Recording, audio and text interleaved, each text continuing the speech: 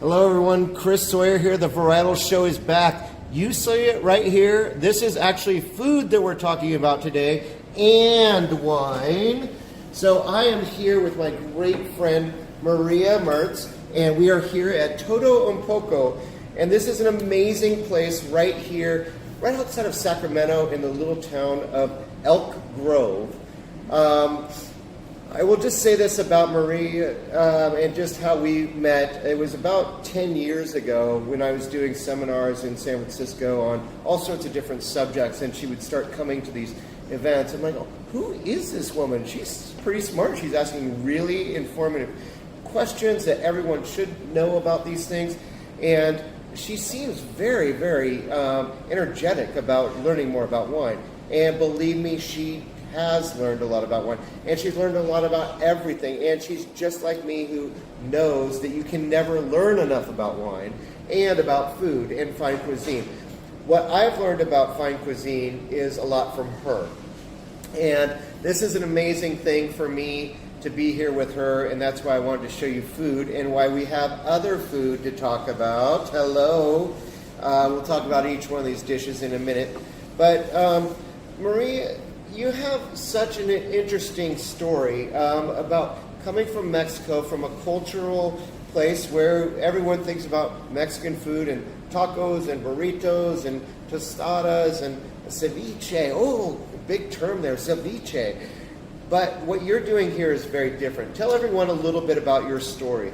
Yeah, well, thank you so much for the visit. It's a pleasure and an honor to have you. Since I met you being one of my favorite people in the whole world, and a good learning, inspiration person to follow, and a good role model.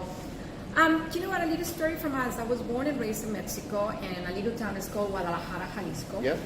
I actually grew up in a little tiny town. It's called Ajijic. It's full of art and culture and diverse, and it's such a nice little town.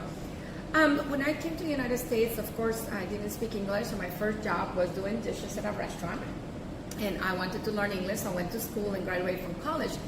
And then, by accident, we ended up in the restaurant business, with no business in the restaurant business, with no knowledge at all.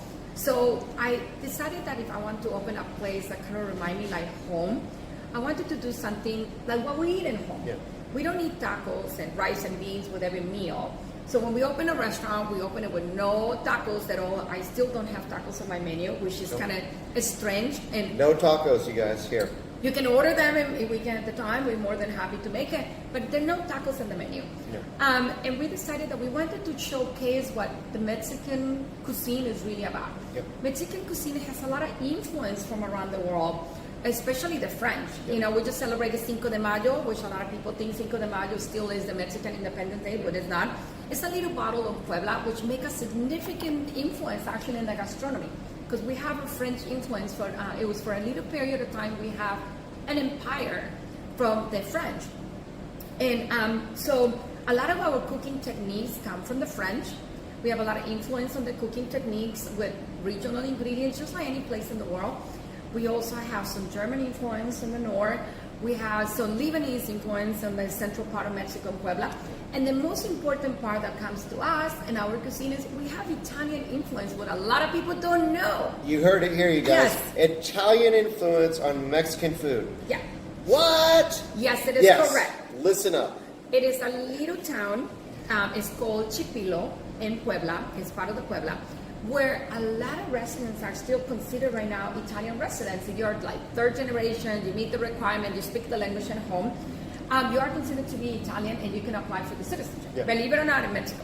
So there's this little town that you walk by the streets, and then you see a pizza place, a coffee place, and you walk in that little block. Espresso, not just coffee. Beautiful espresso. Homemade espresso. Pastas. Actually, I walked into the store, and it was a nonna making homemade pastas in this little block that for a moment you feel that you transport to Italy. And a lot of people don't know the story of the Italians actually in Mexico. We have it since 1910.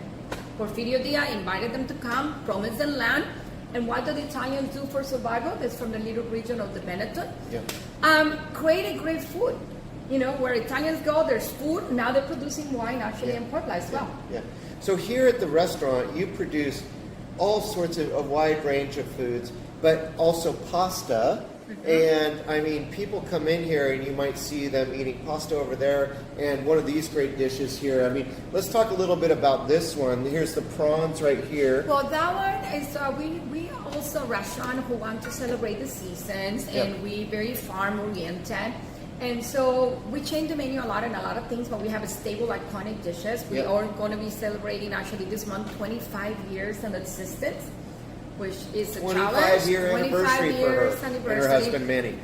And so we're doing what we love. We serve you on the plate what we love to eat, and that's why the name. A little bit. It's called Todo Un Poco, which translates to a little bit of everything. A little bit of everything. Because we like to do a little bit of this, a little bit of that, and a little bit of that. Why? Not because we're confused.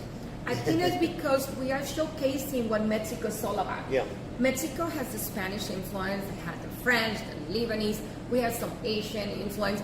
So we have some influence from Cuba as well. In one point, the Veracruz, the port of Veracruz was called the Little Havana. So with little tidbit there for you guys. Yes, we have a lot of influence on food and from all over. You know, I was actually the other day was reading something about Chiapas food, right? Yep. And when I was reading it, I feel so similar in ingredients and certain dishes reminding me of Portuguese influence. So you have the Spanish and the influence touching on the dishes, you know. So a little bit of everything seems to be the right name for us because it showcases of who we are. And I think we put that in a plate. Our pizzas are Mexican-Italian. We have Mexican-Italian pastas. We have the classic Mexican because we love and respect the Mexican gastronomy with our mole. One of the most important iconic dishes from Mexico. And it's 100% Mexican from my grandmother Mexican influence. That's amazing. A little bit of everything. Yeah. So speaking of a little bit of everything, here we are tasting a wine from this region right here. So where we are is right off of Highway 5 coming down here.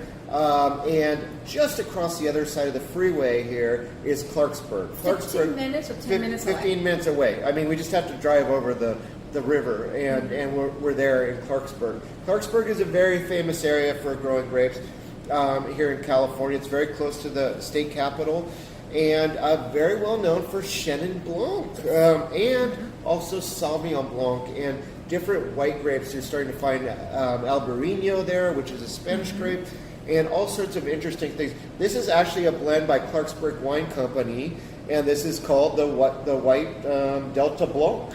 And it's delicious. It's delicious, I know. And so the reason that this has become successful here, it's hot in the interior of California, but it's also a very interesting thing that kicks in every afternoon, and that is the Delta winds. They're coming off the Delta, they come off the Bay, San Francisco Bay Area, and they flow right in here, and it cools it down in the late afternoons. And I think that gives such a beautiful acidity to the wine. Exactly, preserves the acidity. And that is really what you need. You need wines that pop, you know, and they pop the food out, you know, like the flavors of the food that accentuate that. And this is something that you really like to serve here because it goes with a wide range. Yeah. Actually, you know what, it has a theme. You touch on the winds, you touch on the weather and the cooling breeze, and I think also it keeps the longer ripening period. So it gives the fruit time to mature and give you that fruity flavor, persisting with the acidity, and I think it complements a lot of our cuisine, a lot of spiciness as well. The salad as well. Yeah, this salad. Your favorite meatballs that we made for you all the time. And then we'll have to take a look at the meatballs here in just a moment. But there's a lot of green bean in here, and this is really special. I mean, it's just really nice local herbs and flowers and everything. Peas, sweet peas. Unbelievable, you guys. And parsley vinaigrette. And I think the parsley complements so well with the Chenin Blanc from the local neighborhood. And I'm definitely going to eat that afterwards. You and I are, and we're going to try everything together. And I have been here so many times before. My family comes here. My great friend George up the road. I've introduced him to this amazing place, and they come. My friends from Clarksburg come here. This is a really amazing destination. You're on Highway 5, and you're near Sacramento. You need to think about Todo Un Poco. For you, and one of the things that's really made me just so proud of you as a friend of mine is, you know, you've also been acknowledged by the James Beard Foundation and some other great chefs out there. So tell us a little bit about that. Actually, the James Beard Foundation, it was during the pandemic, and I got an invite to apply for the James, it's called the Chef Boot Camp by the James Beard Foundation.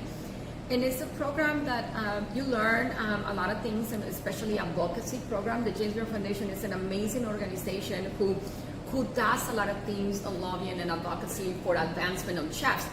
And being an alumni from the Chef Boot Camp is incredible. I just went to a summit a couple months ago in Houston, and it was sharing time with so many amazing chefs from all over the United States, and seeing all those people that you see on TV. Super humbling experience, a learning experience. So for me, I love wine and I love food.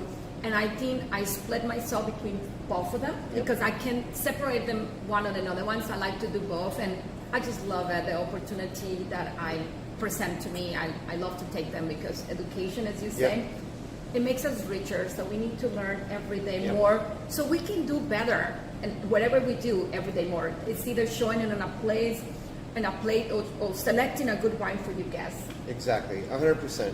When I walked in here today, before we filmed, there were some distributors here selling some wine to her. I sat down and we had a great time going through the wines and the spirits together, a little bit of whiskeys. Delicious. Actually, wonderful stuff. Who knows, you might come in here and you might find some of these products on this list. Getting into some of the things here, we've got an amazing plate that you set up for me right here. And so kind of tell us all about, so what's this little I'm making something funky so you can understand and to realize Todo Un Poco. So they chorizo next, but I'm serving it with a baby naan and then a raita. Okay. Because we also do influence of Indian cuisine. Not too much, but settle in the menu. Yep. Why? Because Indian cuisine is one of my favorite dishes and represents who I am. Yep. For the past 25 years, just as a restaurant, I've been married to my partner, which is from India. Yeah. So I had to learn how to cook Indian food as well. So I didn't want to put it in the menu because the people are going to say this is really confusing. But actually, I find out in the Mexican cuisine, we use a lot of ingredients from India as well. And then when you start reading about the history of the Indian food, you think about cilantro that come from Asia, you think about gingers, you think about chiles. I think we're all citizens of the world when we see the ingredients history of it. And then why not put it in a plate? I think we can all live together and happily when we mix ingredients without distinction and separation and discriminating with who you are. I think food brings us together, and mixing them in one recipe, I think playing with it is a lot of fun and creativity as well. I agree, 100%. So let's get into another subject here. We've got amazing Malbec here. Let's talk a little bit about this Malbec that we're going to be tasting. This is a great one on your list, and we just happen to have right over here a little order of your meatballs here. So let's take a little look-see at the meatballs. Those are meatballs with a tomatilla salsa, and that's one of my favorite dishes. We do a lot of things Mexican and Italian. We do two versions. So we have meatballs Italian style with a marinara classic, and then my favorite is Mexicanizing. I love to Mexicanize some Italian dishes. But when we talk about wine, I think wine is just like food. We need to find ingredients from all over the world, so we have to find wines from all over the world to combine them. And I respect everybody's choices of wine, but I think there is a lot of wine in the world that needs to be introduced to our guests. New varietals that get me excited. New producer, like for example the Concreto by the Zuccardi family. It's spectacular for those people who love wine like me that is aged in concrete, and then you have the purity of the fruit in a glass. Absolutely. And I love the spiciness. There's a nice backbone to it. It's fruity, but it's spicy.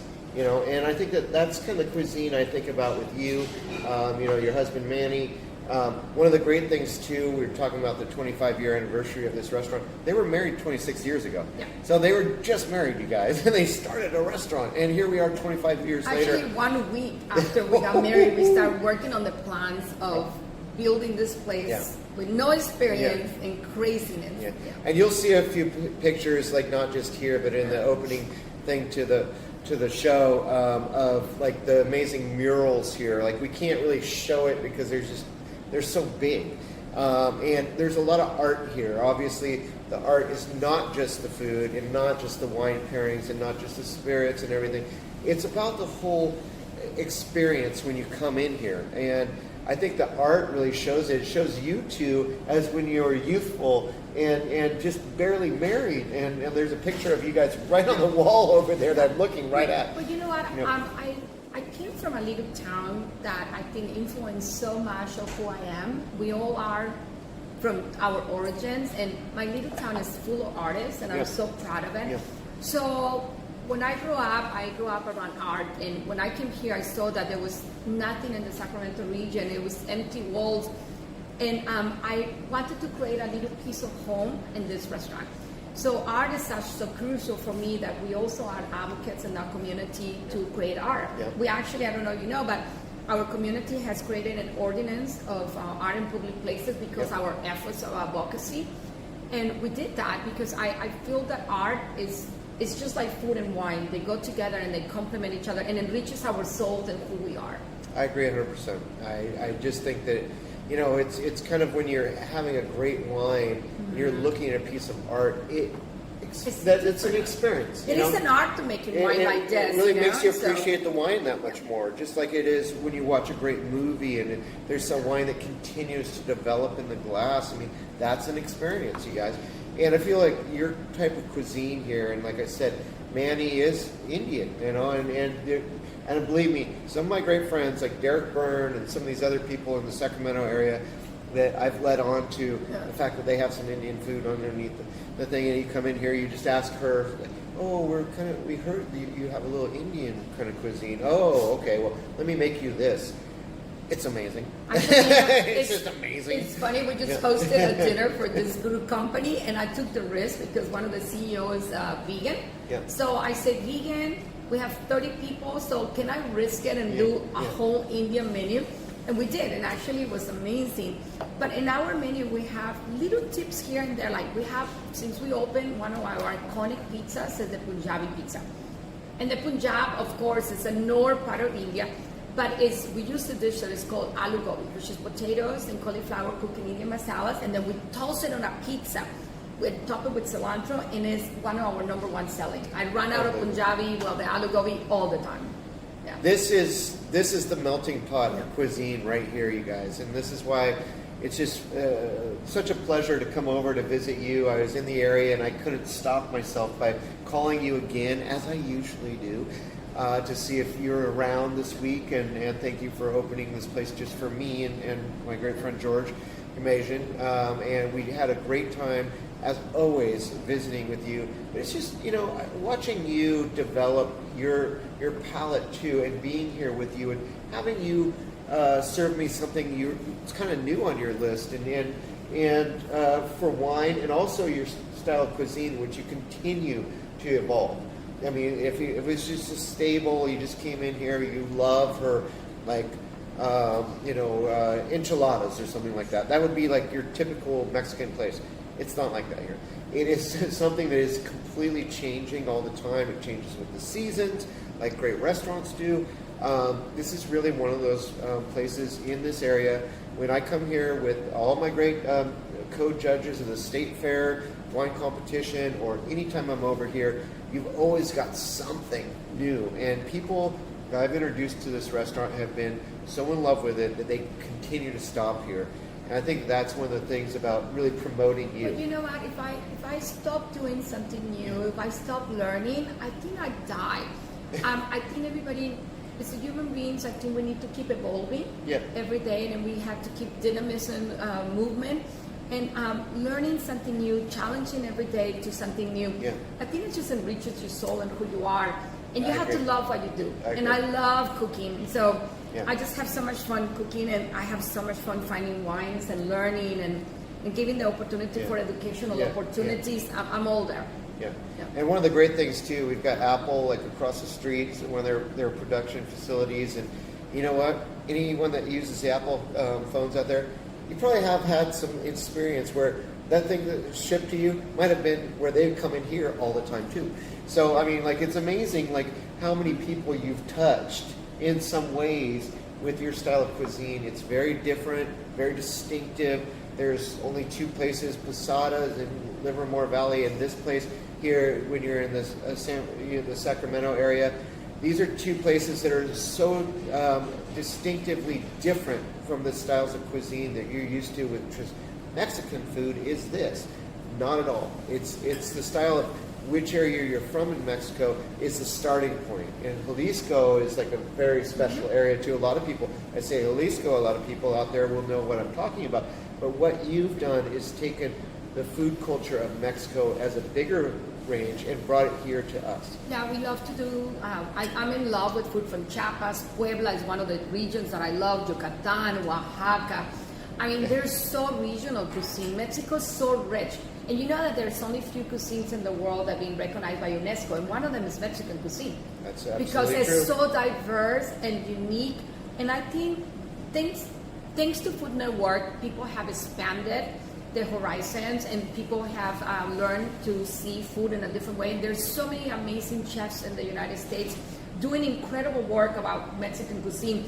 You have incredible chefs doing more modern interpretations of food. Yep. So I think that's changing the perspective. And then we have the taquerias who are doing the everyday food, which is, I think we are very rich in this country, and especially in California. Especially in California. Especially where in the California, missionaries came, you guys. we have so much influence on Mexican cuisine. Yeah. You can have a great taco to a super gourmet dish. And I think I'm so happy that more people are exploring the cuisine and going into it and enriching it every day with their own personal touches. I agree 100%. Well, with that, let's have a little cheers. And, Thanks for joining us for and thank you this for the amazing show. visit. Yeah, thank you. Yeah, Todo Un Poco, right here in Elk Grove, California, kind of Central Valley, right near Sacramento. Anytime you're here, you're going up to the ski slopes, wherever you're at, landing in Sacramento Airport. It's close nearby, and I come here every single time. Thank you so much for hosting. Thank you for Cheers. coming. Yeah. Cheers.